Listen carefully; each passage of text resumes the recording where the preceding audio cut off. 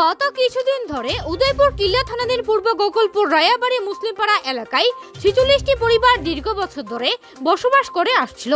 এই মুসলিম পরিবারগুলিকে একসময় সন্ত্রাসবাদীদের দ্বারা আক্রমণ হয়ে বাড়িঘর ছেড়ে উদ্বাস্তু হয়ে 1985 সাল থেকে 2003 সাল পর্যন্ত তৎকালীন রাজ্য সরকার তাদেরকে বসবাস করার জন্য পুনর্বাসন দেয় এবং একসময় মুসলিম সম্প্রদায় সহ বেশ কিছু উপজাতি লোকজনদের নিয়ে জয়েন্ট ফরেস্ট ম্যানেজমেন্ট কমিটি গঠন করে গড়ে তোলা হয়। সরকার এই পরিবারগুলোকে প্রধানমন্ত্রী আবাস যোজনার ঘর যেমন দেওয়া হয়, তেমনি রাজ্য সরকারের নির্দেশ মতে পানীয় জল, বিদ্যুৎ সহ রাস্তাঘাট তৈরি করে দেওয়া হয়।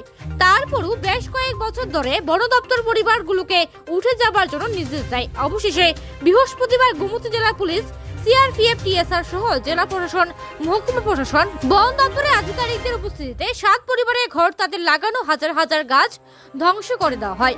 এই পরিবারগুলো হলো আবিদ মিয়া, রাকেশ মিয়া, শাহজাহান মিয়া, জলিল মিয়া, আব্দুল হালিম, মীর হোসেন, আমির হোসেন।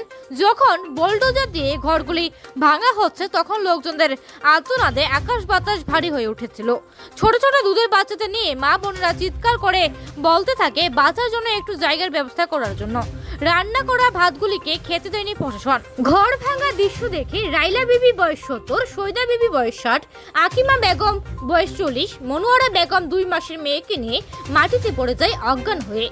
রাস্তায় পড়ে থাকলেও প্রশাসনের বিবেক একটু নাড়া দেয়নি তাদেরকে হাসপাতাল নিয়ে যাবার ব্যবস্থা করার। রূপানী বেগম বয়স 70 নামে মহিলা অজ্ঞান হয়ে পড়ে থাকলে মানবহীন পুলিশ ঘরের একটি কোণে নিয়ে চলে যায়, সেখানে মাটিতে ফেলে রাখে। এবছর মাধ্যমিক পরীক্ষা দেওয়া উদয়পুর ভগিনীনিবাতা বিদ্যালয়ের ছাত্রী আকলিমা বেগম এই দৃশ্য দেখে অজ্ঞান হয়ে গেলে পুলিশ তার মুখে খুন্তি ঢুকিয়ে দেয়। এদিকে গোমতী জেলার বন দপ্তরের আধিকারিক ডক্টর এন.কে. চঞ্চল জানান, সরকারি নির্দেশ মতে তারা উচ্ছেদ করেছে। এলাকাতে উত্তেজনা বিরাজ চললেও পুলিশ ব্যবস্থা রয়েছে প্রচুর।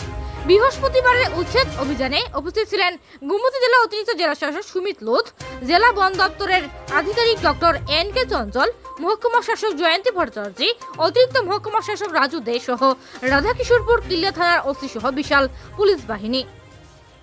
আজকে দীর্ঘ 99 সালের থেকে উদ্বাস্ত হইয়া রাজু স্যার ডিএম আছিল, তখন আমরা তিনি গোকুলপুর পঞ্চায়েতে মিটিং করিয়া এখানে আমরা ঘর দরজা দিছে, দিয়ে সেটা আমরা রাস্তাঘাট করে দিছে, বিডব্লিউ থেকে কারেন্ট, বিদ্যুৎ, জল, পানির বন্দোবস্ত দিছে, ঘর দরজা দিয়ে আমরা বয়েছে সেটা এতকাল তো কোনো কথা নাই।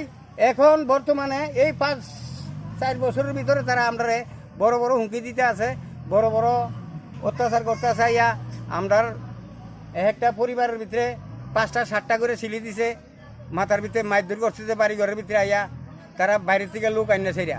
এখন আমরা আজকে আমরা দাবি মাননীয় ডিএম সাহেবের কাছে, ডিউপুর কাছে, আমরা যদি এখান থেকে উদ্বাস্ত করতে চায় তাহলে আমরা জায়গা বাসা বন্দোবস্ত করে দিয়া আমরা যে রায় কমিশনের কাগজ আছে রায় অনুসারে আমরা তারা কি করব করে দেখ। এভাবে bureau report, as Bharat live 24 hours.